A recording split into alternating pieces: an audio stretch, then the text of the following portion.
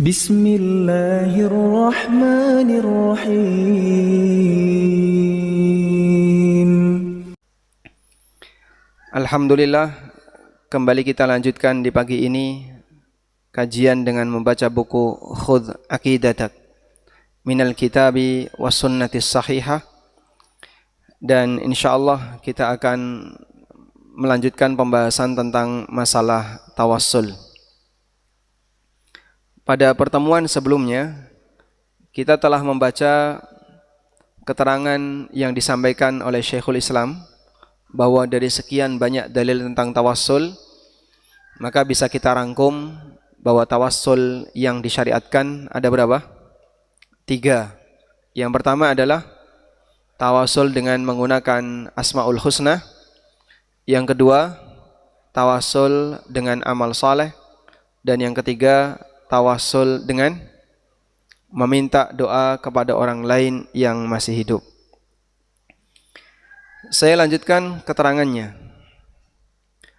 Waqad thabata inda Ibni Asakir wa sahahahu Albani, dan terdapat riwayat yang sahih dalam riwayat Ibnu Asakir, dinilai sahih oleh Albani, anna Ad-Dhahhak bin Qais, bahwa ada seorang gubernur namanya Ad-Dhahhak bin Qais, lamma kharaja lil istisqa, ketika beliau melaksanakan salat istisqa, amara al-Aswad bin Yazid, beliau memerintahkan kepada al-Aswad bin Yazid ayyakuma, untuk berdiri, wa yad'u lahum, dan mendoakan mereka. Fama in da'a thalathan illa wasuqu, begitu al-Aswad bin Yazid berdoa sebanyak 3 kali, langsung turun hujan. Fatawassalu bidu'ail Aswad bin Yazid, sehingga dalam hal ini Ad-Dhahhak bin Qais bertawassul dengan meminta doa kepada Al-Aswad bin Yazid. Baik. Ada cerita yang menarik tentang Al-Aswad bin Yazid. Pada saat Ad-Dhahhak bin Qais melaksanakan salat istisqa. Salat istisqa itu khutbah dulu atau salat dulu? Khutbah dulu atau salat dulu? Ada 3 pendapat. Ada 3 pendapat ya. Yang pertama, khutbah dulu seperti Jumatan. Yang kedua, seperti salat Id. Yang ketiga, bebas milih. Mau khutbah dulu boleh, salat dulu boleh. Yang ikut kajian kemarin siang tahu jawabannya ya. Boleh ikut kajian kemarin siang di Masjid Ulil Albab UII. Jadi salat istisqa bisa khutbah dulu, bisa salat dulu. Dan dalam keterangan Aisyah radhiyallahu anha, Nabi SAW melaksanakan salat istisqa dengan khutbah dulu baru salat, seperti Jumatan. Selesai salat istisqa yang diselenggarakan oleh Ad-Dhahhak bin Qais, ternyata hujan nggak kunjung turun, masih panas. Sehingga doa mereka tidak terkabul seketika itu. Lalu Ad-Dhahhak bin Qais teringat, di tengah jamaah ini ada Al-Aswad bin Yazid yang doanya mustajab. Maka Ad-Dhahhak memanggil, di antara kalian yang bernama Al-Aswad bin Yazid, silakan berdiri. Al-Aswad diam dan tidak berdiri. Diulangi lagi, Al-Aswad bin Yazid berdiri. Beliau diam dan tidak berdiri. Sampai yang ketiga, Ad-Dhahhak bersumpah, demi Allah yang namanya Al-Aswad bin Yazid berdiri. Enggak ada pilihan. Berdirilah Al-Aswad bin Yazid. Sekarang kau berdoa kepada Allah, minta agar Allah turunkan hujan. Lalu Al-Aswad bin Yazid berdoa, dan beliau memberikan muqaddimah dalam doa itu. Ya Rabbi, Engkau tahu aku tidak ingin suasana seperti ini. dilihat oleh banyak orang ketika sedang berdoa kepada Allah. Tapi karena permintaan kaumku, maka aku berdoa kepadamu. Doa satu orang mustajab. Begitu Al-Aswad selesai berdoa, langsung turun hujan. 3 kali diucapkan Al-Aswad, hujan langsung turun. Lu kan tadi Al-Aswad ikut di situ. Al-Aswad ikut dalam sholat istisqa itu.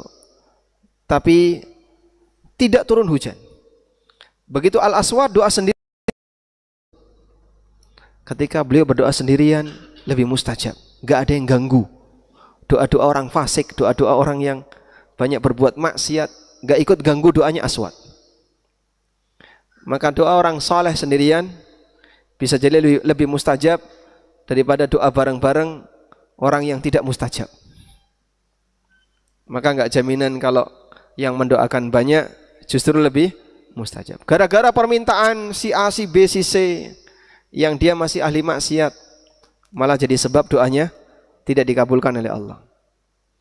Sehingga terkadang mereka yang merasa dirinya banyak berlumur dosa, kayaknya lebih baik serahkan kepada yang orang yang bertakwa kepada Allah, yang doanya mustajab, biar beliau yang berdoa, sementara yang berlumur dosa, tolong kamu diam dulu. Maka para nabi ketika di padang mahsyar, yang berdoa siapa? Satu orang, yaitu siapa? Nabi Muhammad sallallahu alaihi wasallam.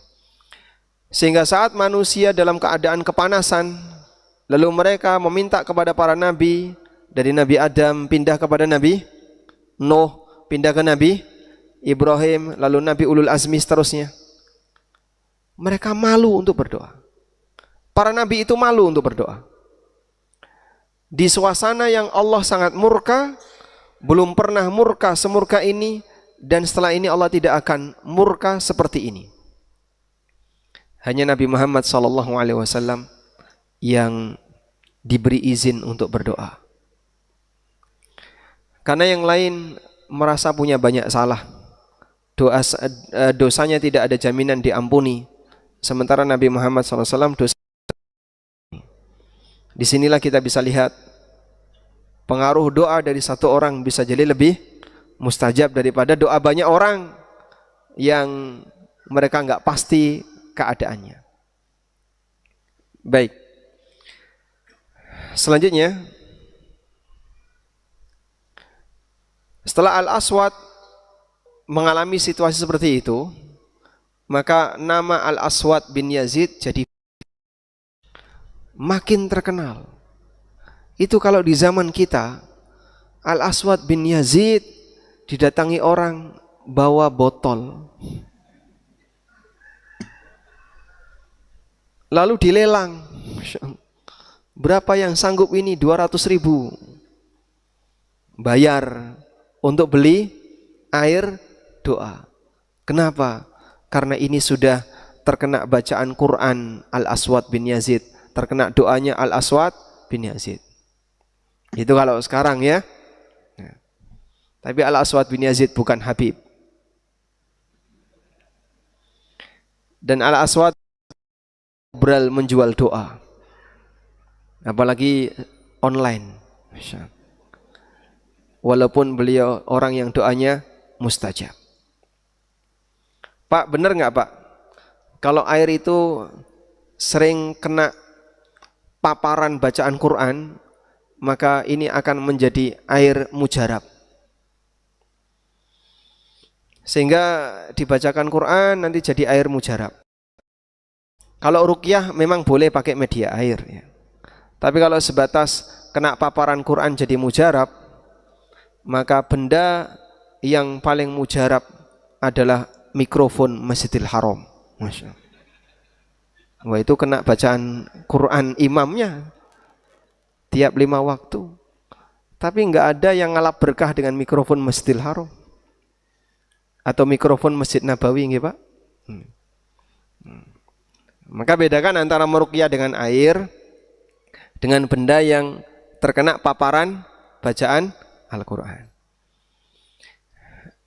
Baik, Al-Aswad bin Yazid setelah kejadian ini beliau berdoa kepada Allah minta dimatikan. Akhirnya beliau sakit dan 3 hari setelah peristiwa itu beliau wafat. Karena beliau tidak ingin viral. Sehingga viral bagi ulama kibar yang bertakwa itu ujian.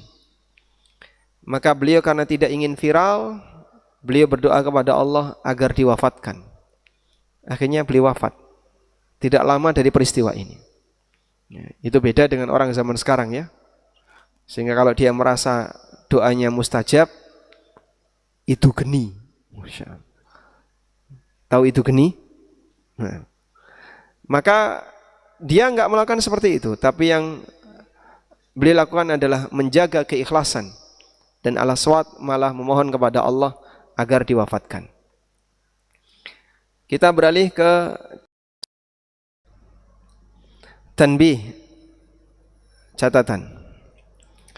Arada ba'du ahli sunnah ayadhkuru umuran zaidan an hadhil umuri thalathah. Ada sebagian di antara ulama ahlussunnah menyebutkan beberapa bentuk tawasul selain 3 yang tadi kita sebutkan di atas.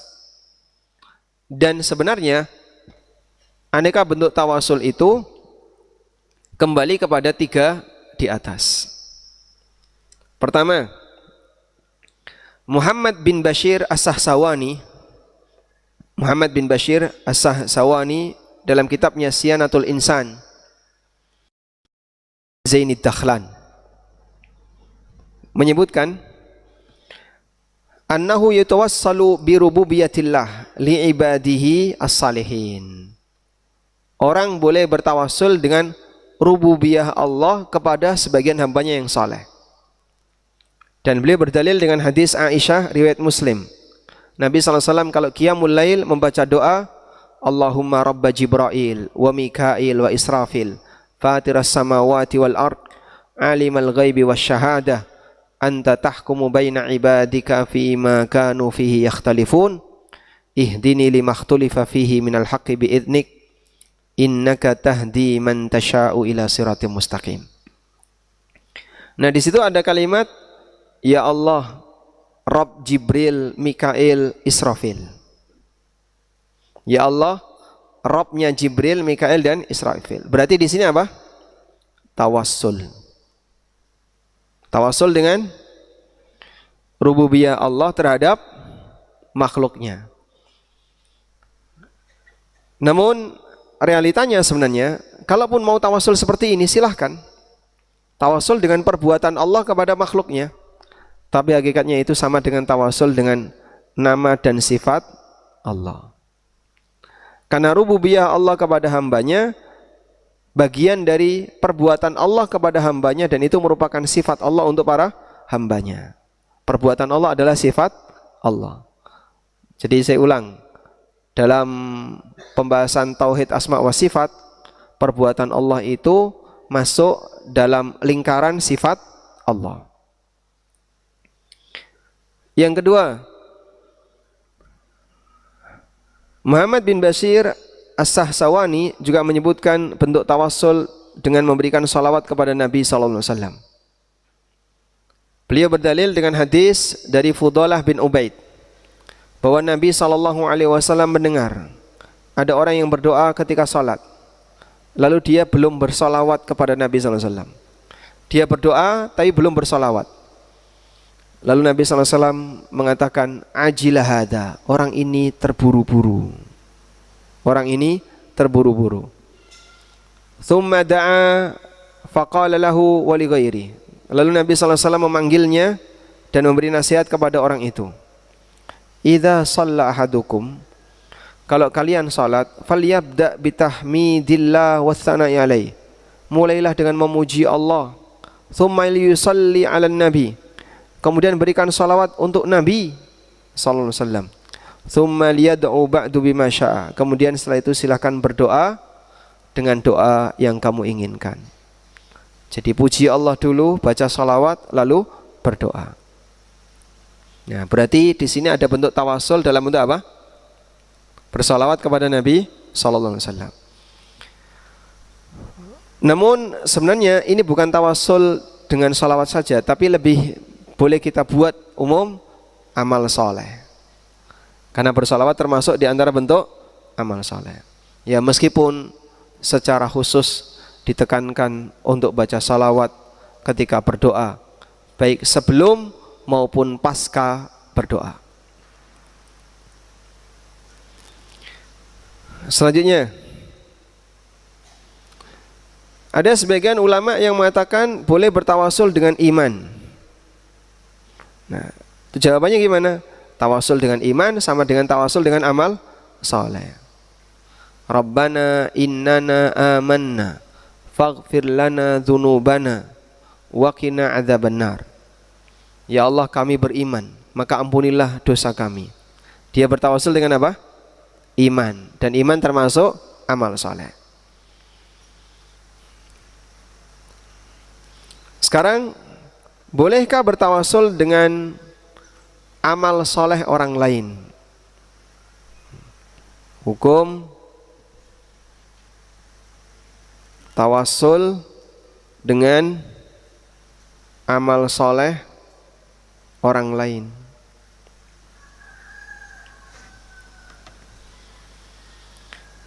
Sehingga Bapak masuk masjid, lalu melihat ada orang sedang sholat, terus kita berdoa kepada Allah, ya Allah, dengan sholatnya orang di sebelah saya, kabulkanlah doaku. Berarti apa di situ? Bertawasul dengan amal soleh orang lain. Dia pinjam amal soleh orang lain untuk bertawasul. Apakah boleh seperti ini? Coba kita lihat di sini. Asy-Syaukani dalam risalah beliau Ad-Durrun Nadid mengatakan boleh bertawasul dengan amal orang soleh. Misalnya seseorang berdoa, ya Allah, aku mohon kepadamu dengan kesolehan si fulan, ampunilah dosaku. Dengan kesolehan Syekh fulan, ampunilah dosaku ya Allah. Berarti kita bertawasul dengan apa? Kesolehan orang untuk doa pribadi kita. Namun ini dibantah oleh Muhammad Bashir As-Sahsawani, dan beliau menjelaskan bahwa tidak boleh berdoa kepada Allah dengan amalan orang lain. Tidak boleh berdoa kepada Allah dengan amalan orang lain. Kesolehan orang lain berlaku untuk siapa? Untuk dia. Maka jangan kau pinjam solehnya orang untuk kepentingan doa kamu. Yang benar gimana? Kau minta doa dari orang soleh itu, atau kau jadi orang soleh biar kau bisa berdoa dengan mustajab, dengan doa yang mustajab. Baik. Karena dalam hadis ketika Nabi SAW cerita 3 orang yang masuk dalam gua tadi, di situ terdapat anjuran agar orang bertawasul dengan amal soleh yang dia lakukan kepada Allah. Sebab 3 orang yang berada di gua tadi, mereka berdoa dengan amal soleh pribadinya lalu diijabahi. Dan Nabi SAW sebagai bentuk pujian kepada orang tadi. Dari sinilah kita bisa lihat bahwa bertawasul dengan amal pribadi itu yang disyariatkan, bukan dengan amal orang lain, baik para nabi maupun orang soleh, kama za'amal Imam Asy-Syaukani, sebagaimana pendapatnya Asy-Syaukani. Ya. Nah, sekarang lebih serius lagi. Ada orang mengucapkan kalimat ini.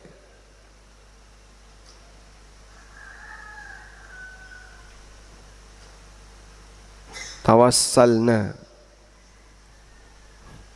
bi bismillah wa bil hadi Rasulillah wa kulli mujahidin lillah bi ahlil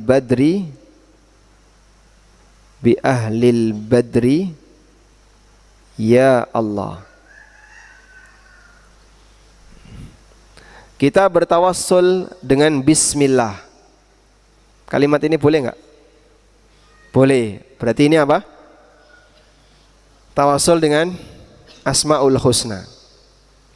Wa bil hadi Rasulillah, dan kita bertawasul dengan Rasulullah sang pemberi petunjuk, dan semua mujahid di jalan Allah, yaitu pasukan perang Badar. Nah, berarti dalam kalimat tawasul ini ada bentuk tawasul dengan apa? Kesolehan orang soleh, amalan orang soleh. Ya, kami bertawasul dengan para mujahidin Badar. Itu sama dengan dia bertawasul dengan amalan orang lain.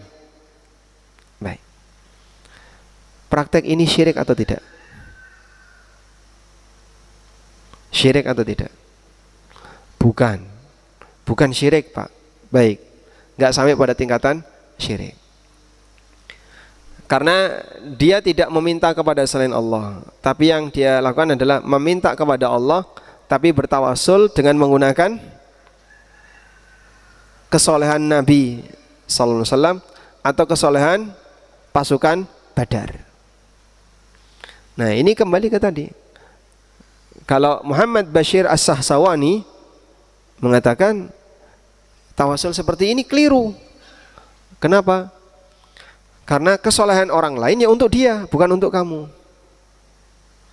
Kalau kemudian kesolehan orang lain bisa kita pinjam untuk doa kita, maka berarti nggak perlu kita beramal soleh untuk berdoa. Apa fungsinya?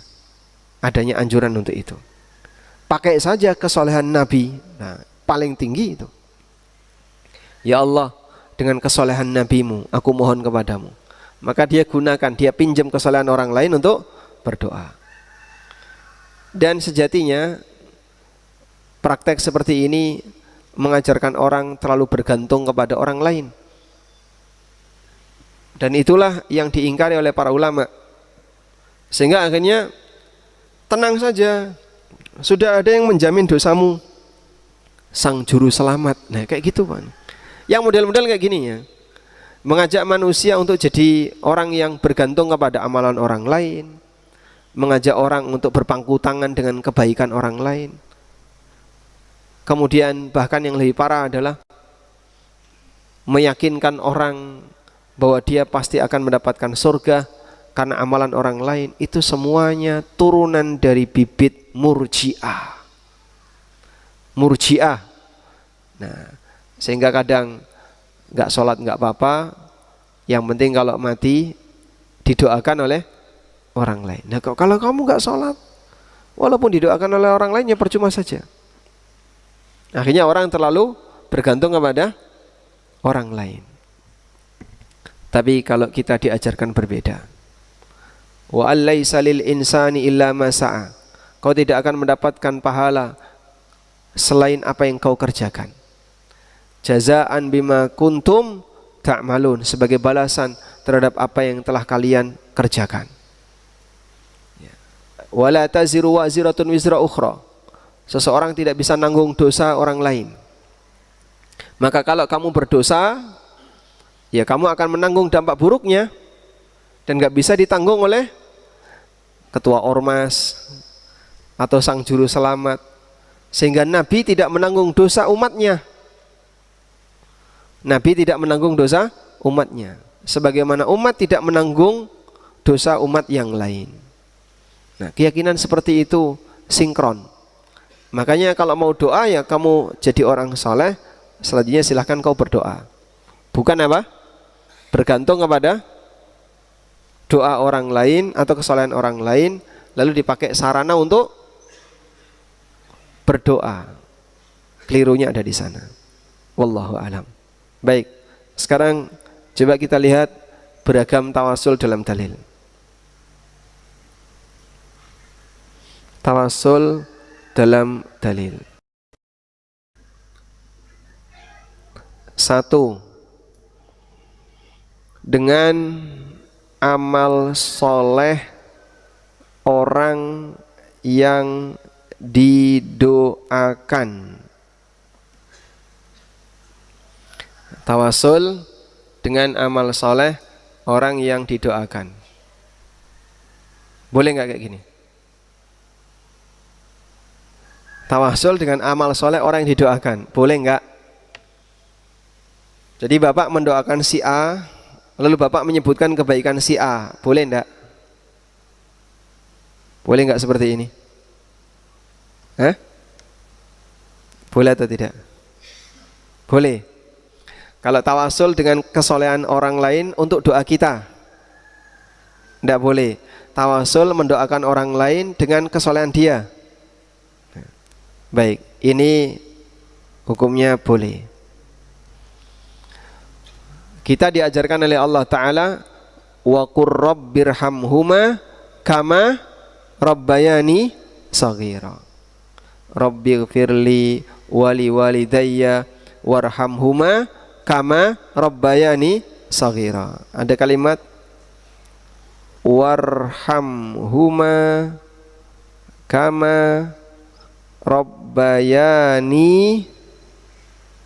saghira.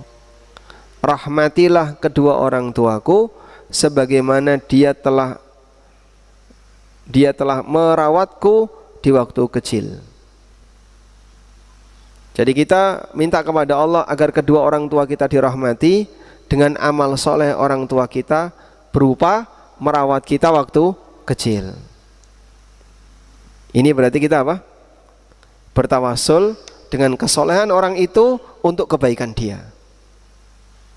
Bisa dipahami ya? Nah, ini nggak berlaku jika dibalik. Ya Allah, sebagaimana orang tuaku telah merawatku ketika kecil, kabulkanlah doaku. Nah, ini keliru, itu amal bapakmu, bukan amal kamu.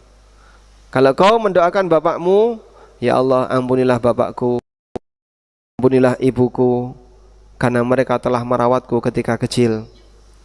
Silahkan. Karena itu Nabi SAW mengajarkan doa untuk orang sakit. Salah satu di antara kalimatnya adalah Allahumma shfi abdaka yang kaulaka aduan.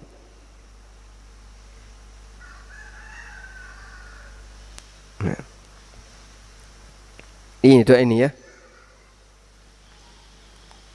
Dalam hadis riwayat Abu Dawud, Ahmad dan yang lainnya, idza jaa ar-rajulu ya'udu maridan, kalau ada orang menjenguk orang sakit, falyaqul, maka ucapkan doa berikut, Allahumma shfi abdaka yang kaulaka aduwan wa yamshi ilaika fis salah wa yamshi laka ila jinazah.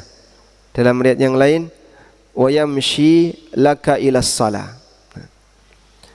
Ya Allah, ampunilah hambamu, dia menghalangi musuhmu dan dia berjalan untuk melaksanakan sholat kepadamu.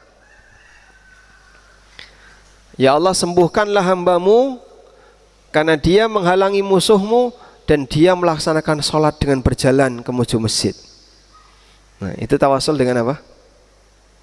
Kesolehan orang sakit tadi, dan kita mendoakan dia untuk sembuh ya. Maka itulah bentuk bertawasul dengan amal soleh orang yang didoakan. Dan ini hanya berlaku untuk orang yang didoakan. Insya Allah paham ya? Baik. Apal tadi doanya? Allahumma shfi Allahumma shfi abdaka Allahumma shfi abdaka yang ka'u laka aduwan wa yamshi ilaika fis salah. Ya Allah, sembuhkanlah hambamu yang dia menghalangi musuhmu. Nah, Nabi SAW menganjurkan doa seperti ini. Berarti kita berdoa kepada Allah agar Allah Subhanahu wa ta'ala mengabulkan doa kita dengan menggunakan tawassul kesolehan orang yang kita doakan. Baik, Selanjutnya, yang kedua, tawasul dengan perbuatan Allah kepada hamba sebelumnya.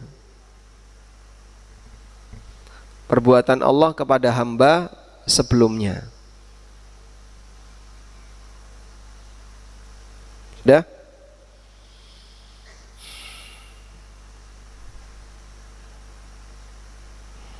Contohnya apa ini, Pak? Ini boleh nggak?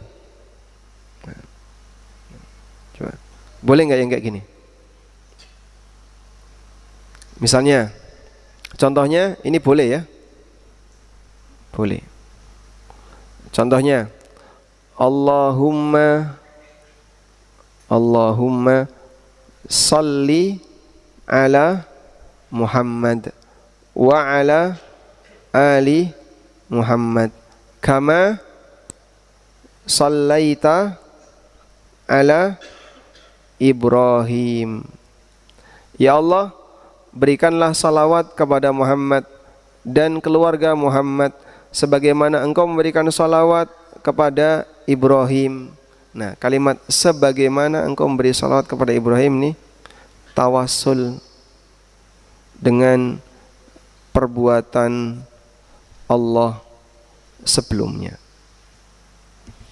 Allah sudah pernah ngasih salawat untuk Ibrahim. Lalu kita jadikan itu sebagai sarana tawasul. Karena itu ya Allah, berikanlah salawat untuk nabimu, Nabi Muhammad SAW, sebagaimana engkau pernah memberikan salawat kepada Ibrahim. Berarti itu tawasul dengan perbuatan Allah kepada siapa? Makhluknya yang lain. Bisa nggak Pak kita berdoa seperti itu? Bisa. Anda ingin diselamatkan. Wahai zat yang telah menyelamatkan Bani Israel dari kejaran Fir'aun, zat yang menyelamatkan Nabi Lut dari kejahatan kaumnya, yang menyelamatkan Nabi Hud dari azab yang ditimpakan kepada kaumnya dan seterusnya, maka selamatkanlah aku. Nah, di situ kita bertanya Allah yang telah Allah lakukan kepada hambanya yang lain, yang semisal dengan apa yang kita minta. Sehingga misalnya Bapak minta rizki, ya Allah, sebagaimana engkau telah memberikan kelimpahan rizki kepada si A, si B, si C, maka berikanlah aku kelimpahan rizki sebagaimana yang telah engkau berikan kepada dia. Atau Anda melihat ada orang yang berprestasi dari sisi apapun, wah dia kok hafal Quran ya. Wahai zat yang telah menciptakan penghafal Quran ini dan memudahkannya untuk menghafal Quran, berikanlah aku kemampuan untuk menghafal Quran. Ya, kurang lebih seperti itu. Bertawasul dengan perbuatan Allah yang telah Allah lakukan kepada makhluk yang lain. Wallahu a'lam.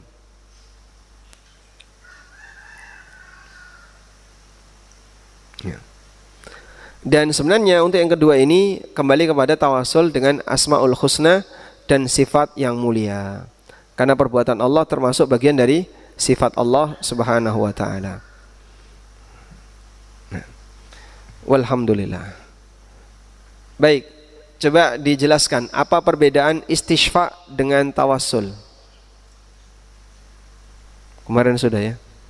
Minta syafaat dengan tawasul. Kan kita kemarin sudah menjelaskan 3 istilah ya. Tawasul, tabarruk, minta syafaat,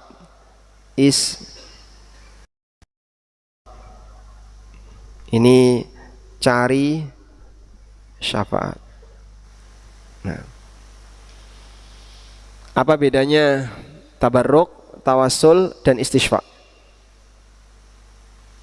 Dimulai dari yang paling belakang kanan. Masya Allah. Paling belakang kanan di belakang sana Pak, di balik tabir, nggak kelihatan ya. Baik, yang nyender di luar. Masya Allah. Apa yang dimaksud dengan istishfa Dan apa bedanya antara tawasul dengan tabarruk? Kalau tabarruk kemarin apa? Ya ngalah berkah, itu terjemahannya. Bentuknya tabarruk itu apa? Mencari pengaruh kebaikan dari makhluk yang diberkahi. Ya? Tapi tidak dijadikan sebagai tawassul. Misalnya makhluk yang diberkahi contohnya apa?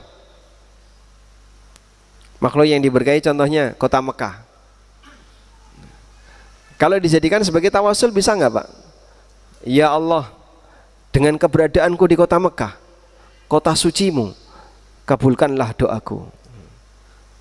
Ini tawassul atau tabarruk? Nah seperti itu tawassul. Lah kamu berada di kota Mekah terus kenapa? Lu kan ini tanah suci. Ya kalau kamu tabarruk, silahkan tabarruk dengan keberadaan kamu di kota Mekah, semoga doamu lebih mustajab. Tapi kalau tawassulnya kau sebut amalanmu, kesolehanmu, kau sebut nama Allah, kau baca salawat untuk Nabi SAW. Jadi tawassul itu disebutkan dalam doa untuk mencari kedekatan dengan Allah Subhanahu wa taala. Wallahu a'lam. Walhamdulillahirabbil alamin. Baik. Wa qala sallallahu alaihi wasallam, kemudian Nabi sallallahu alaihi wasallam mengajarkan tentang tawassul dengan nama Allah. Baik. Yang merem boleh ngantuk ya. Yang merem boleh ngantuk. Yang ngantuk enggak boleh merem. As'aluka bikulli ismin huwalak. Aku mohon kepadamu ya Allah dengan semua namamu. Minta kepada Allah, bertawassul dengan semua nama Allah, itu termasuk yang diajarkan Nabi SAW. Sehingga Bapak kalau berdoa kepada Allah, kata pengantar yang harus Anda hafalkan, Allahumma inni as'aluka bikulli ismin huwalak sammaita bihi nafsak au 'allamtahu ala ahadim min khalqik. Kemudian au anzaltahu fi kitabik au ista'tharta fi ilmil ghaibi 'indak. Jamaah Rabu pagi harus hafal. Insyaallah. Nanti kita bagikan tugas itu di grup. Besok Rabu depan tidak setoran. Insyaallah. Aman insyaallah ya. Karena ini penting. Kita tahu bagaimana titik-titik doa mustajab yang diajarkan Nabi SAW. Di antaranya adalah bertawassul dengan semua nama Allah. As'aluka bikulli ismin huwalak sammaita bihi nafsak au anzaltahu fi kitabik min khalqik. Kemudian Nabi SAW juga mengatakan kepada para sahabat yang minta kepada beliau agar bisa menemani beliau di surga. Kata Nabi SAW, a'inni ala nafsika bikathratis sujud. Bantu aku untuk mewujudkan harapanmu dengan memperbanyak sujud. Dan sujud termasuk amal soleh. Dan yang dimaksud memperbanyak sujud adalah memperbanyak salat.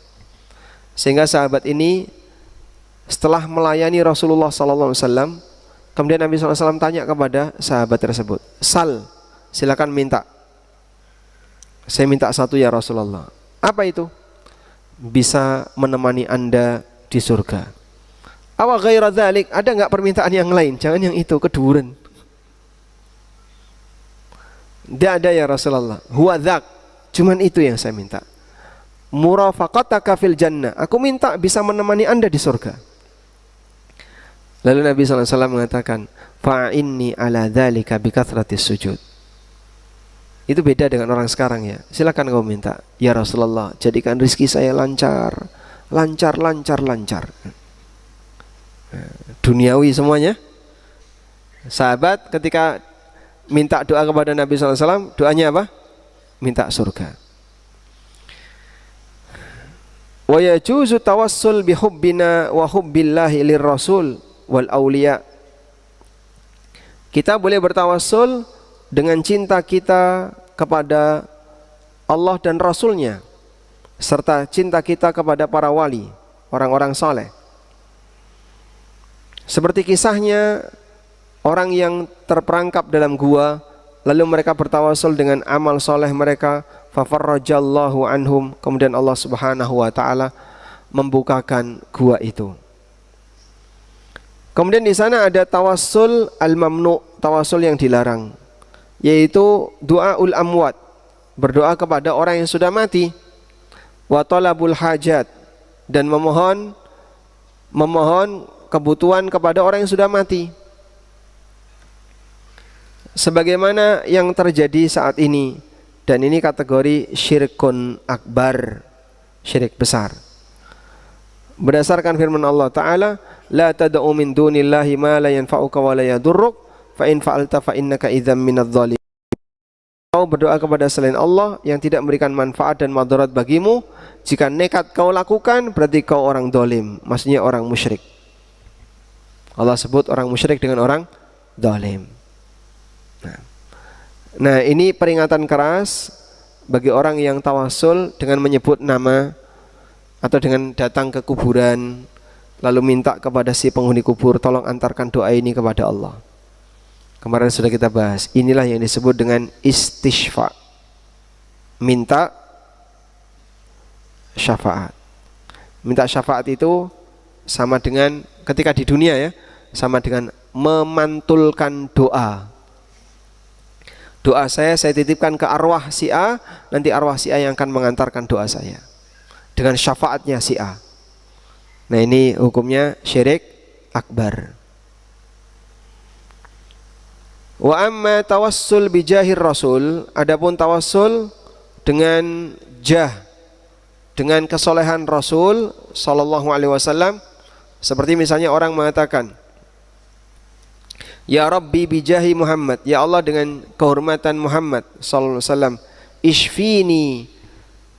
ishfini, ya, sembuhkanlah aku. Praktek ini termasuk di antara bentuk tawassul yang bid'ah.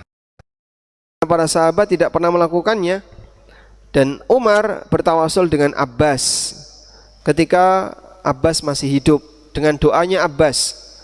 Beliau tidak bertawasul dengan Rasulullah SAW setelah beliau meninggal. Wa hadza tawassul qad yu'addi lisyirk, dan tawasul itu bisa mengantarkan kepada kesyirikan. Wa dzalika idza taqada anna Allaha muhtajun liwasitatin, apabila dia meyakini bahwa Allah Ta'ala butuh perantara ya. Sebagaimana manusia, kalau ada permohonan butuh perantara. Siapa yang meyakini itu syirik akbar ya. Misalnya amir atau hakim, karena ini mirip seperti makhluk khalik ya. Yang kemarin ya sudah kita bahas, tolong titipkan doa ini kepada Allah dengan penuh keyakinan, nanti doanya akan semakin mustajab. Model seperti ini namanya istishfa, bukan tawasul. Wallahu ta'ala alam. Lalu di sini beliau mengatakan wali ma'rifatil mazid, bagi siapa yang ingin mendapatkan materi tambahan yang lebih rinci, dengan silahkan merujuk kepada risalah yang judulnya At-Tawassul wa ahkamuhu wa anwa'uhu, tawassul, hukum dan macam-macamnya. Demikian, wa sallallahu ala nabiyyina Muhammadin wa ala alihi wa sahbihi wa sallam.